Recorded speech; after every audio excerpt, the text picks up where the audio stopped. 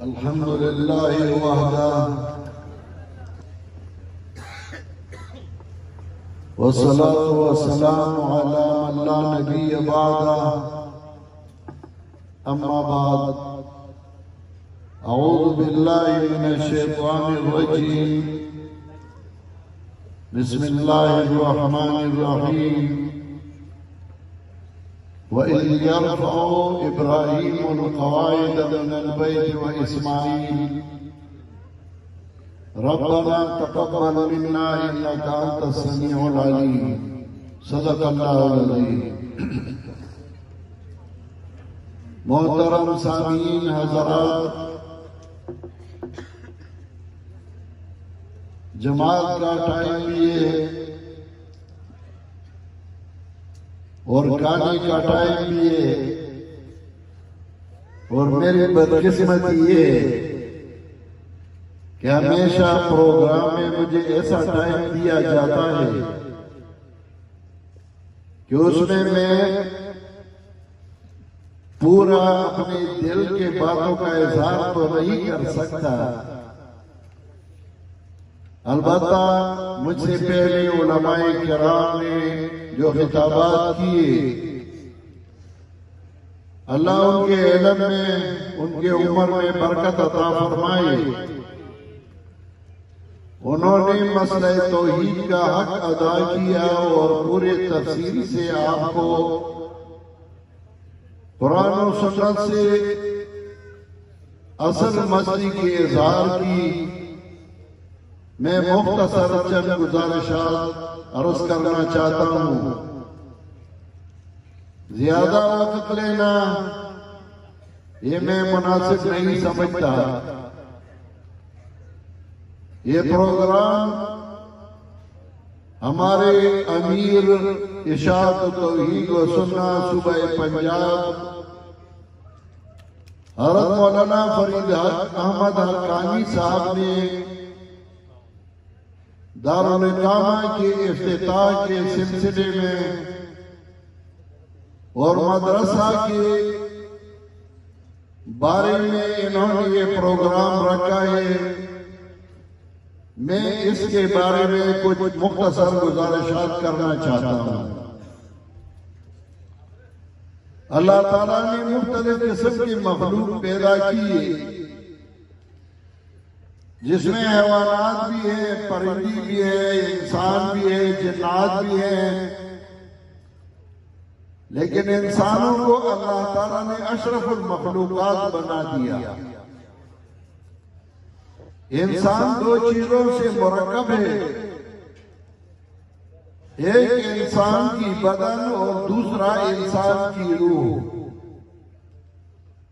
जब रूह बदन में हो तो कामिल और मुकम्मल इंसान है,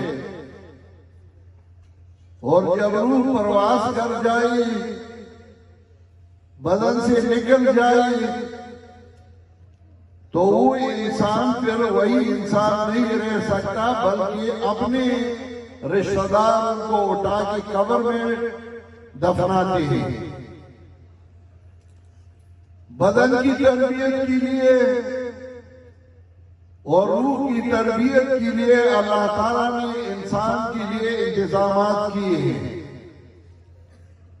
बदनी तरबियत के लिए अल्लाह ताला ने जमीन से मुख्तलिफ फसलें उगाई। इंसानों ने भी बदन की तरबियत के लिए स्कूल बनाए, कॉलेज बनाई, यूनिवर्सिटियां बनाई। लेकिन बदन से कीमती चीज इंसान में इंसान की रूह है। रूह की तरबियत के लिए अल्लाह ताला ने अंबिया अलैहिस्सलाम मबूस फरमाए, किताबें नाजिल की, और अंबिया अलैहिस्सलाम ने प्रैक्टिकली इंसानों को रूह की तरबियत के लिए मुख्तलिफ तरीके सिखलाए। उनमें से आखिरी नबी, आखिरी पैगंबर जनाब मोहम्मद रसूलुल्लाह सल्लल्लाहु अलैहि वसल्लम को अल्लाह ने ऐसे दौर में मबूस फरमाया कि इंसान की ज़ाहिरी शक्ल तो इंसानों की थी, लेकिन उनसे दरिंदे बन गए थे। एक दूसरे के कत्ल गारत, अपने औलाद को जिंदा दफनाना, एक दूसरे के साथ लड़ने और झगड़ती थी। बल्कि किसी का बेटा जब बालिग हो जाता था और लड़ने के मकाम पे आता था तो खैरात करती थी, दावत करती थी कि मेरा बेटा अब लड़ सकता है। इंसानियत नाम की इंसानियत थी, लेकिन वो ज़ाहिरी शक्ल शबाहत इंसान थी, लेकिन हकीकत में वो इंसान नहीं बल्कि दरिंदे बनी हुई थी। अल्लाह ताला ने जनाब मोहम्मद रसूलुल्लाह सल्लल्लाहु अलैहि वसल्लम को मबूस फरमाया और उनकी अपनी जिंदगी इब्तिदा से लेकर आखिर तक लोगों के लिए एक मॉडल था। लोग उनको देखते थे और उनकी शक्ल से, उनके किरदार से, उनके अमल से सबक सीखते थे। फिर अल्लाह ताला ने 40 साल की उम्र में उनको एक किताब नाजिल फरमाया जिसका नाम है कुरान करीम। उस कुरान करीम की वजह से उन लोगों की जो जिंदगी थी वो तब्दील हो गई। वो जो दरिंदे थे, एक दूसरे के खून के प्यासे थे, वो एक दूसरे से मोहब्बत करने लगे। एक दफा एक सहाबी फरमाते हैं, मैंने रसूलुल्लाह सल्लल्लाहु अलैहि वसल्लम को शिकायत की कि हालात ऐसे, इसका इलाज क्या होगा। तो रसूलुल्लाह सल्लल्लाहु अलैहि वसल्लम ने फरमाया कि अमन होगी, इराक से औरत आएगी और बैतुल्लाह की तवाफ करेगी, ला तखाफी इल्लल्लाह, वो अल्लाह के बगैर किसी और से नहीं डरेगी। मैंने हजरत से पूछा, एना दुआ थोड़ी कबीले के जो डाकू है, जो बदमाश है, वो कहाँ होंगे कि खातून से गुजर के आएगी और उनको कोई कुछ नहीं कहेगा। हजरत ने फरमाया वो मुहाफिज बन जाएंगे। साहबी फरमाते हैं, मैंने वो औरत देखी जो बैतुल्लाह के तवाफ के लिए आ रही थी और मैंने उससे पूछा, उसने फरमाया मैं इराक से आ रही हूं और उसको कोई खौफ न था, कोई डर न था। आजकल सारे लोग परेशान हैं, कारखानादार परेशान है, मालदार परेशान है, मौलवी परेशान है। उनको ये पता नहीं परेशानी कैसे खत्म हो जाएगी, इसका इलाज क्या है। बदन के इलाज के लिए तो तगदाव कर रही है, यूनिवर्सिटियां बना रहे हैं, कॉलेज बना रहे हैं, स्कूल बना रहे हैं, इसमें कोई शक नहीं कि उसकी भी जरूरत है। लेकिन रूहानी इलाज, उसके लिए न कोई मदरसा है सही, न कोई तरबियत है और न किसी किताब, असल किताब का दर्स तदरीस है।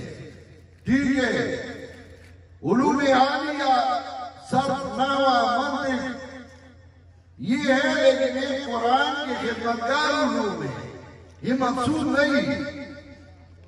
अगर किसी को आप कहें कि मुझे ऐसा किताब दे दे जिसमें तारीख हो, मुझे ऐसा किताब दे दे जिसमें इंसानियत की परवरिश हो, मुझे ऐसा किताब दे दे जिसमें अकीदे का इस्लाह हो, मुझे ऐसा किताब दे दे जिसमें बादशाह की हुकूक हो, मुझे ऐसा किताब दे दे जिसमें रईयत की हुकूक हो, मुझे ऐसा किताब दे दे जिसमें पब्लिक लाइफ के लिए, लोगों की जिंदगी के लिए कुछ उसूल हो, तो कोई किताब नहीं दे सकता बगैर कुरान करीम के।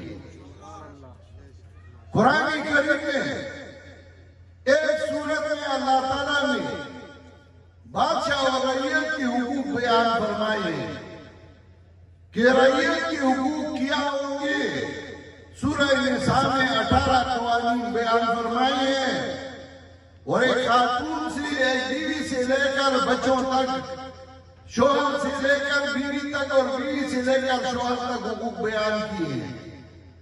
अगर आप हमको कह दें कि हाकिम के लिए और बादशाह के लिए उसूल मुझे बयान कीजिए, तो वो अल्लाह ताला ने बयान किए और पहला कानून और उसूल अल्लाह ने बयान किया, अंतुअद्दुल अमानात इला अहलिहा।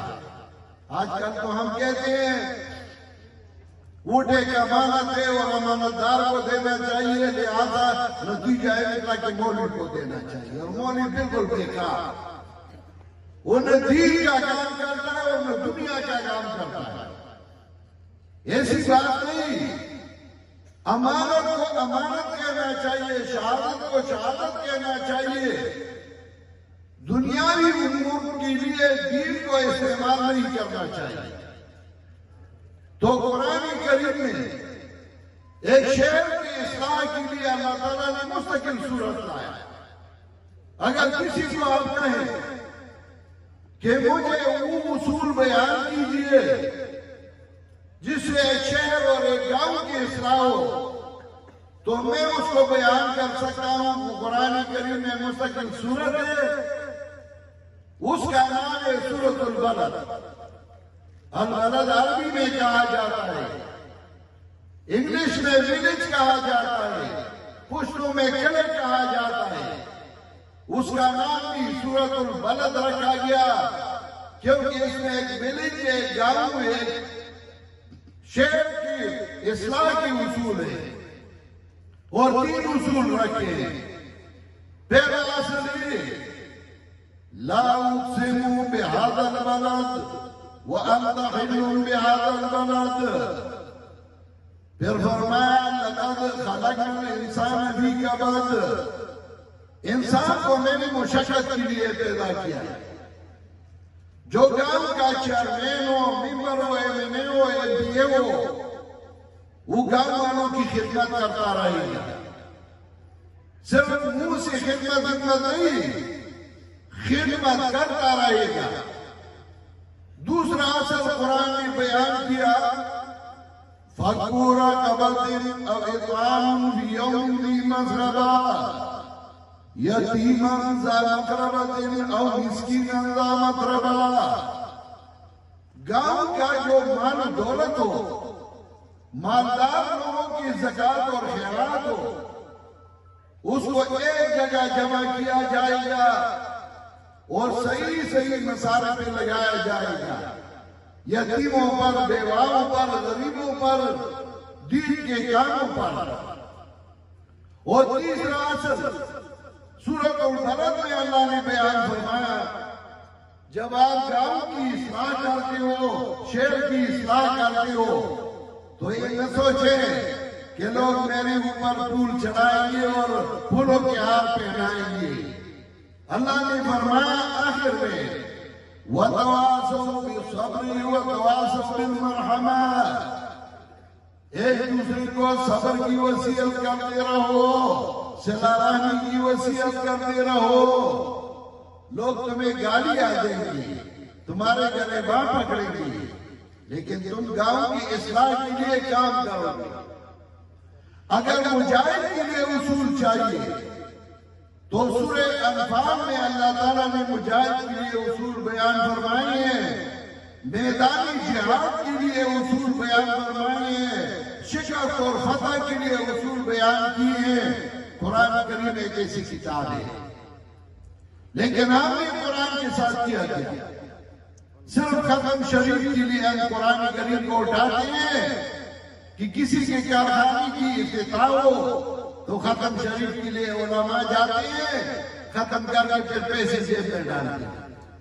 कुरान को अल्लाह ताला ने इसलिए उतारा था, या अगर हमारी शादी हो तो दूल्हा और दुल्हन के सिर पे कुरान करीम रखकर स्टेज पे ले जाते हैं ताकि ये बरकत वाली बन जाए। कुरान इसलिए अल्लाह ने नाज़िल किया था, इसके लिए न था, समझने के लिए। कोई है जो कुरान को समझे, जो कुरान करीम को समझाए। आजकल मुसलमान कुरान करीम से बेखबर है। अगर कुरान की तालीम और ताल्लुम है तो उसके लिए एक जमात है जिसका नाम है इशाअत तौहीद व सुन्नह, हमारी जमात। हम किसी से इसमें पैसे नहीं लेते, हम दुनियावी आराज और मकासद के लिए इसको इस्तेमाल नहीं करते। हम बुनियादी तौर पर जमींदार लोग हैं। मेरा दादा परदादा सारे जमींदार थे। ट्रांसपोर्ट का काम हमारा बहुत पहले जमाने में था। अब भी अल्हम्दुलिल्लाह अपने कारोबार है, हलाल रोजी कमाते हैं, खाते हैं, लेकिन कुरान करीम लोगों को मुफ्त से खाते हैं। हमारी जमात का काम है। मौलाना फरीद अहमद हक्कानी साहब चाहते हैं कि यहाँ भी कुरान करीम का दर्स हो और लोग कुरान करीम को सीखे, लेकिन हमारी बदबख्ती है कि हमने कुरान करीम को सिर्फ उलमा तक महदूद रखा, तलबा तक महदूद रखा। बाकी जो लोग हैं वो या इंजीनियर बनेगा या डॉक्टर बनेगा या कोई कारखानादार बनेगा या कोई और कारोबारी बनेगा। ये खुद भी कारोबारी, मैंने दुबई का कपड़े का कारोबार किया है, चाइना तक किया है। मैं खुद कारोबारी हूं, बिजनेसमैन हूं, अपने होटल है, अपने कारोबार भी है, लेकिन वो रिस्क हलाल के लिए। दर्स कुरान में 50,000 लोग शरीक होते हैं और अल्हम्दुलिल्लाह कुरान करीम सिखाती है। कुरान करीम से जिंदगी बनती है। जो कुरान करीम से दूर हो जाए, कारखाने भी हो, पैसे भी हो, दौलत भी हो, लेकिन सुकून नहीं मिलेगा। अल्लाह ने फरमाया वमन आरद अन ज़िक्री फ़इन्न लहू मईशतन ज़ंका, जिसने मेरे किताब से एराज किया उसकी जिंदगी अजीरन होगी। वनाशुरहू यौमल क़ियामत आमा, क़यामत के दिन अंधा उठेगा, यानी अल्लाह की दीदार उसको नसीब नहीं होगी। आज इस मदरसे में मौलाना फरीद अहमद हक्कानी साहब जो बेहतरीन आलिम है, इसी वजह से मैंने इनको सूबे पंजाब के लिए अमीर मुकर्रर किया है कि कुरान और हदीस का आलिम है और माहिर है। यह कुरान करीम का दर्स शुरू करेगा। मुझे उम्मीद है कि आप सब उसमें शिरकत करें। ताउन तो करते हैं, पंजाब के लोग तो बड़ी सखी हैं, ताउन भी करते हैं। अभी मैं देख रहा था, एक ने ऐलान किया, दूसरे ने ऐलान किया, अल्लाह उसके माल में बरकत अता फरमाए, लेकिन इसके साथ साथ अपना टाइम भी दे कुरान के लिए कि कुरान को सीखे। ये एक बेहतरीन किताब है। अल्लामा इकबाल इसी वजह से फरमाते हैं, तूने मैदानी के आई ली तू चीज, ज़ेर गर्दू सिर तमकीनी तू चीज, आ किताब जिंदा कुरानी हकीम, हिकमत उलाज़ा रस्तो कदीम। कुरान करीम एक बेहतरीन किताब है। पब्लिक लाइफ के लिए इसमें बड़े अच्छे अच्छे उसूल हैं।